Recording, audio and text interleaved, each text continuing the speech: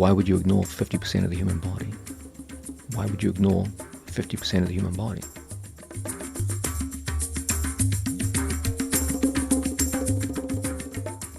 Of course, no one's really saying I invented leg locks. But, you know, there's certain people that they get a certain amount of knowledge and somehow that makes it popular. Maybe that's the situation I was in. What happened was people knew leg locks existed, and Donner has a great analogy about how it existed, but it was a last option. It was when you couldn't make your game happen, so it was the last chance you could go for a leg lock. And Donner has a great comparison, and I've always done this, where I take someone down, I pass the guard, and I mount them, and I go for a submission. A, B, C, D. I like that analogy. It makes sense, but it's a one direction way we're going in Jiu-Jitsu, Brazilian Jiu-Jitsu. And with leg locks, you can actually be, and I've done this because I beat some high-level guys. I'll be mounted on them, let them put me in half guard. As soon as they do that, I get their leg. So I would go back. I was doing this maybe not consciously, but it was one of my setups I was doing for a long time. So that's true. I think that's a cool way of looking. You can go both directions up and down the ladder.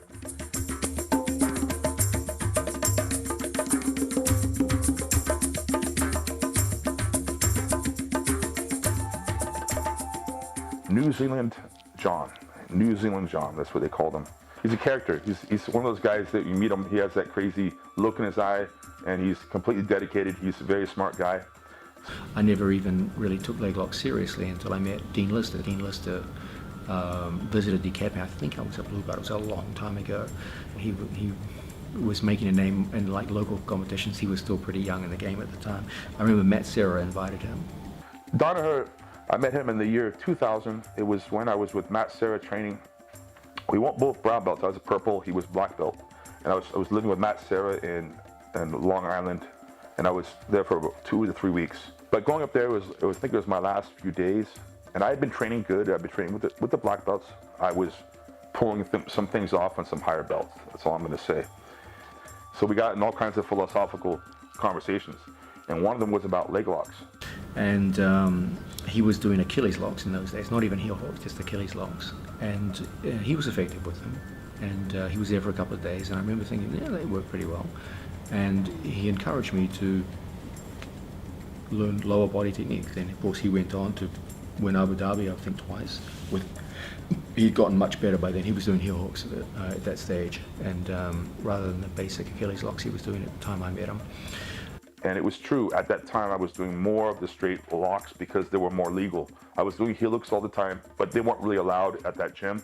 So yeah, I remember him saying, you know, why is it you're doing that? Because I was attacking the legs a lot more than anyone else really at the time. And I remember I said something about, well, you know, that's half the body. And he said one sentence which completely changed my outlook. He said, why would you ignore 50% of the human body? One sentence. Why would you ignore 50% of the human body?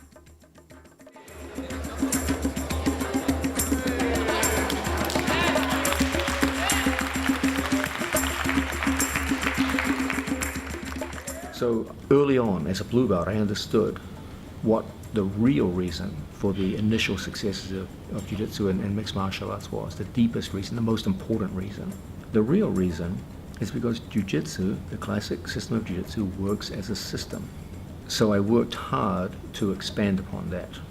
The question was, what should I systematize? What areas of the sport could be made amenable to new systems? And Ashigarami. These are controlled positions where there's very limited mobility and limited options on the part of your opponent. And as a result, it's easy to systematize these areas of the sport. But I remember thinking, okay, I can investigate this, it's worth looking at. So there was inspiration from other people. And I don't know why that stuck around. So it's kind of cool. I mean, people just, every time I post anything, someone's gonna always respond, why forget 50% of whatever, anytime I post anything on social media. So it's cool that got around, but I'm glad that John gave me some credit, but it wasn't like I deserved it. Go for the heel. Decoy. Come, go for the heel. The heel. Heel, wow. Go for it. Go for it. Come on. But people go for all day long, like for hours. You're like.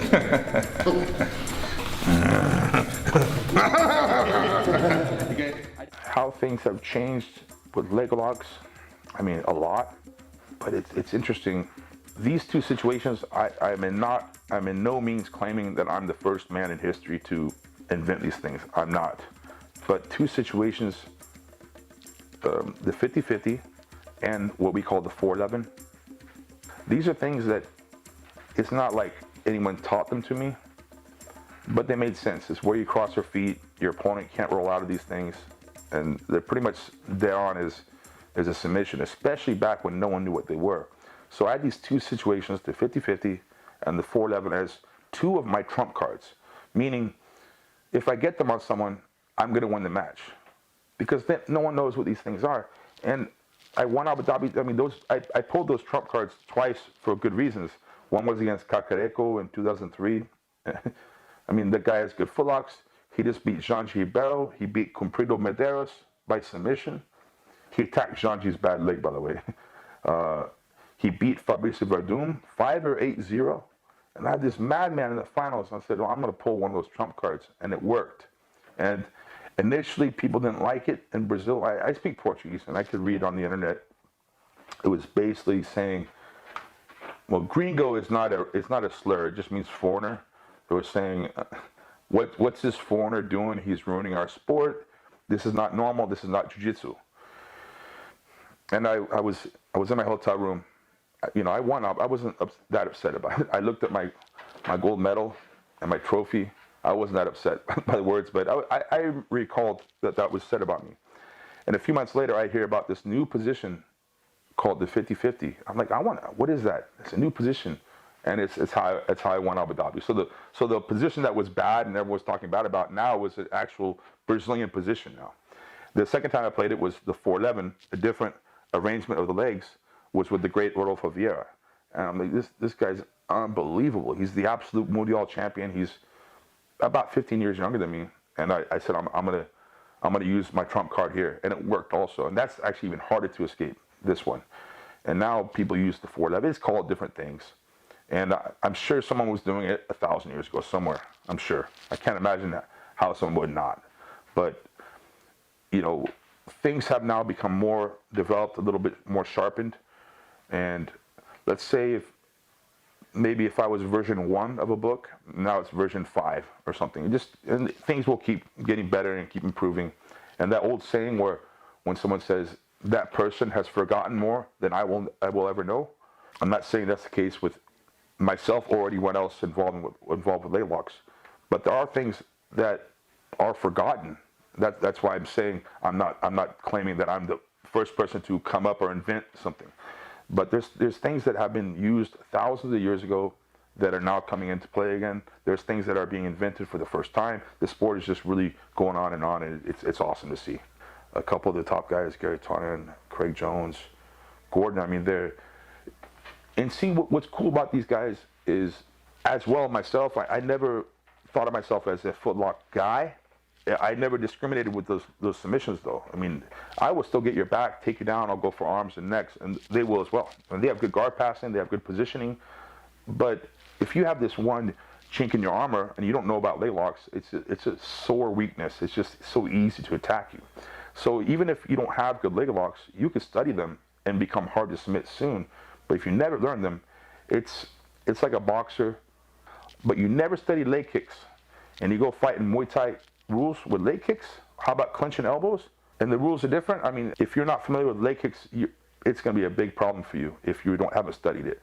So it's another analogy, maybe a different comparison of how the leg lock game has influenced jiu-jitsu. Back in my day, there were guys, primarily shoot fighter guys and sambo guys, that they were so-called leg lock specialists. I'm sure they were good with leg locks, but they wouldn't really take you down. Well, they'll take you down. They wouldn't really pass your guard or go for the mount. They were footlock specialists. And because of that, you knew their one main thing they were going for, and you could cover, you could hide, you could defend against it. But now you have fighters like the previously mentioned Craig Jones, Gordon Ryan, Tonin, all these guys that will go for your legs. They will mount you. They will pass your guard. They will take you down. They will sweep you. So now we have a pretty much a complete type of fighter. And so that's what I think is really cool. They've continued on this line of not being so-called specialists, but developing these new things that people were not familiar with, but keeping the old school ways going as well.